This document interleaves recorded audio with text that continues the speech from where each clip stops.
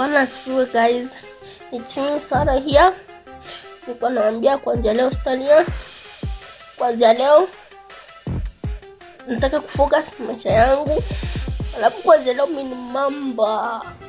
Plot yangu niambiwa kwa nani mwingine. Joshua remember. Misiku nimekujiwa.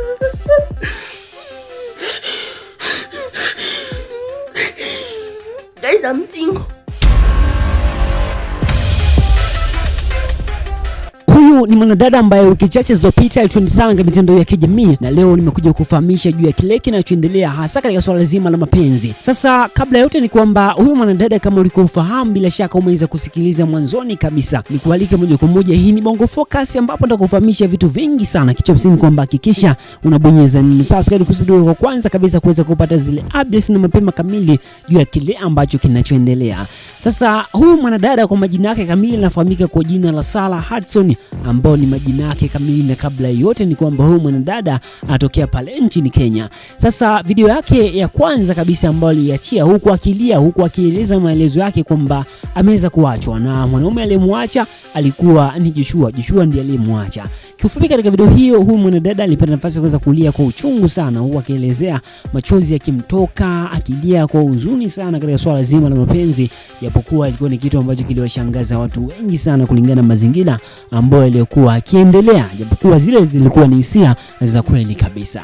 Sasa baada ya kufuatilia na siku chache kabla, aliweza kuelezea kwa upande wake binafsi na kusema kwamba kuanzia sasa mapenzi hayatamtesa tena, kwa hivyo amerudi kivingine ambapo kwa sasa atakuwa ni tofauti zaidi, na akaahidi kwamba kwa sasa anakwenda kujiita mamba, kwamba mtu ambaye kiufupi atakuwa ni tofauti zaidi. Sasa leo hii nipo na updates mpya kabisa, ambapo rasmi takufahamisha mchumba wake mpya kwa sasa, ambapo mara tu baada ya tukio hilo na yeye kujieleza wazi na video zake kwenda viral kabisa, kuweza kufahamika na watu wengi kabisa, basi aliweza kuibuka kuwa mtu ambaye kiufupi DM yake ilichafuka sana, kwa sababu katika moja kati ya caption ambazo alikuwa akizitaja alikuwa akisema I'm single, lakini watu wengi sana walikuwa hawafahamu kwamba je, huyu mwanadada anatokea wapi. Hawakujua kabisa wengi kwamba huyu mwanadada anatokea Kenya. Na hii ni mara tu baada ya baadhi ya mastaa wakubwa sana kuweza kumpost video yake wakionyesha kwa njia fulani hivi, aidha kwa njia ya utani au njia ya kawaida. Wengi walijua labda ni utani, lakini pia wengi walijua kama kichekesho tu, lakini ukweli ni kwamba huyu mwanadada alikuwa yupo single kweli na uhalisia kabisa. Sasa hilo ndilo jambo ambalo lilojili. Sasa watu wengi walihoji sana, lakini ndio maana leo hii nimekuja kuweza kufahamisha mambo mengi ya kile kinachoendelea. Sasa pale nchini Kenya, huyu mwanadada ambaye anafahamika kwa jina la Sarah Hudson, maarufu pale mitandao ya Instagram anajiita kama Nana lau Sarah Nana, lakini jina lake kamili ni Sarah Hudson.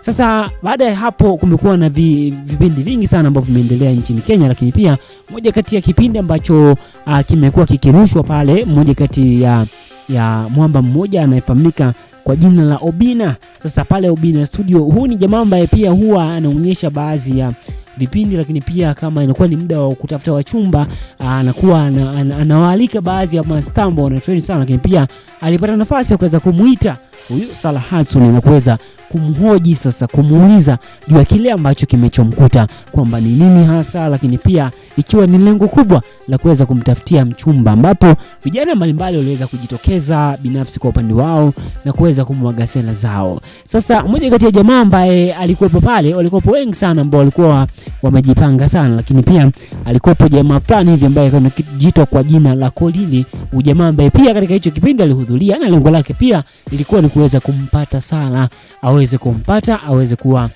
mpenzi wake wa sasa, mara tu baada ya Joshua kuweza kumwacha. Kifupi, kabla ya yote, kwanza hosti ambaye ni mwamba mwenyewe pale Obina Studio TV alijiuliza maswali mengi sana, huku akiuliza kwamba je, Joshua anawezaje kumwacha mwanadada kama huyu ambaye kifupi ni mnene, lakini pia ni mwanadada ambaye kifupi jaribu kumwangalia alikuwa ni mwanadada mzuri sana, kifupi sauti yake imeenda vizuri sana, imenyoka, yani kifupi iko vizuri sana, tofauti na jinsi ambavyo unavyoweza kudhania na kuweza kufikiria. Kitu hicho kilimpa maswali mengi sana yule mshereheshaji.